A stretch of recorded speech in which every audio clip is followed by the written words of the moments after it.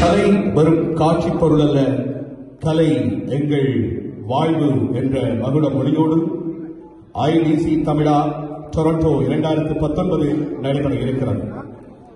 இந்த நிகழ்ச்சியின் நோக்கம், இந்த நிகழ்ச்சியின் பின்னால் இருக்கக்கூடிய உழைப்பு, இந்த நிகழ்ச்சி வழங்கக்கூடிய வாய்ப்பு, இந்த நிகழ்ச்சியின் நீட்சி என்று பல விடயங்களை இந்த பத்திரிகையாளர் சந்திப்பின் ஊடாக உங்களோடு பகிர்ந்து கொள்வதற்காக ஐடிசி தமிழ் குழுமத்தின் முக்கிய பிரதானிகள் இங்கே வந்திருக்கிறார்கள்.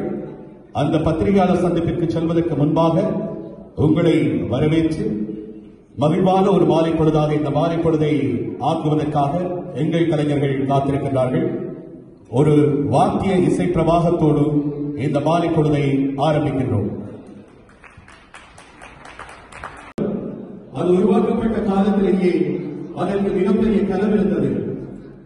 சர்வதேச பரப்பெங்கும் வாழக்கூடிய தமிழர்களை ஒன்றிணைத்து அவர்களுக்கான ஒரு உலகமாக இருக்க வேண்டும், புலம்பெயர்ந்த தமிழர்களுக்கான ஒரு பிரமாண்டமான ஊடகமாக வளர வேண்டும் என்கிற கனவு 20 ஆண்டுகளுக்கு முன்னர் இதனை உருவாக்கிய போது இருந்தது.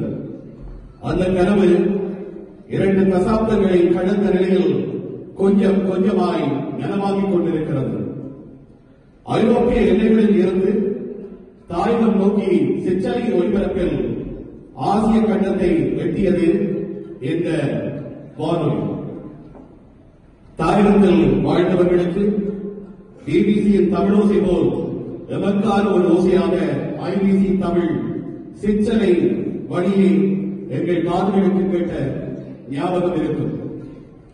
இப்போது பண்பலை, அதை தாண்டியும் எண்ணியல் பண்பலை என்று தொழில்நுட்பம் வளர்ச்சி பெற்றிருக்கின்ற நிலையில் உலகத்தில் வாழக்கூடிய அத்தனை தமிழ் உறவுகளையும் ஒற்றை ஊடகமாய் ஒன்றிணைக்கும் பலம் இந்த ஐபிசி தமிழுக்கு இருக்கிறது. அதில் கடந்து வந்த பாதை காட்சித்திரை வழியை உங்களுக்காக டொரண்டோவில் இந்த வருடத்தின் மிக பிரமாண்டமான ஒரு இசை நிகழ்ச்சியாக நடைபெற காத்திருக்கிறது. கனடாவில் தமிழர்கள் புலம்பெயர்ந்து 3 தசாப்தங்களை கடந்திருக்கிறோம். எமக்கால கலை வடிவங்கள் இந்த மண்ணில் தோன்ற வேண்டும், எமது கலைஞர்களுக்கான மிகப்பெரிய மேடைகள் உருவாக்கப்பட வேண்டும் என்ற கனவுகளை இந்த 3 தசாப்தங்களாக நாங்கள் சுமந்து கொண்டிருக்கிறோம். இங்கே பிரமாண்டமான பல இசை நிகழ்ச்சிகள் இந்த மண்ணில் கனேடிய தமிழர்களாலேயே நடத்தப்பட்டிருக்கின்றன. அதுபோன்ற நிகழ்ச்சிகளில் எங்கள் கலைஞர்களுக்கான ஒரு மேடையாக அதுபோன்ற நிகழ்ச்சிகள் இருக்க வேண்டும் என்கின்ற கனவு எங்களுக்கு நீண்ட காலமாக இருந்து வருகிறது. அந்த கனவு நனவாக ஒரு பொழுதாக இந்த 2019 இருக்கப் போகிறது. தமிழர்கள் தேசம் விட்டு வேறு தேசங்களில் புலம்பெயர்ந்த போது எங்களோடு நம்பிக்கைகளை மட்டும் நாங்கள் எடுத்து வந்தோம்.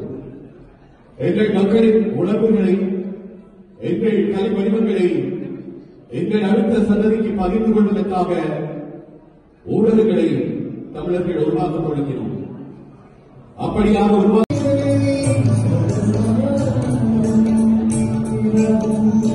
வவுனியாவில் காணாமல் போன உறவுகளின் குடும்பங்களுக்கு தைப்பொங்கல் தினத்தை முன்னிட்டு உலர் உணவுப் பொதிகளும் வழங்கி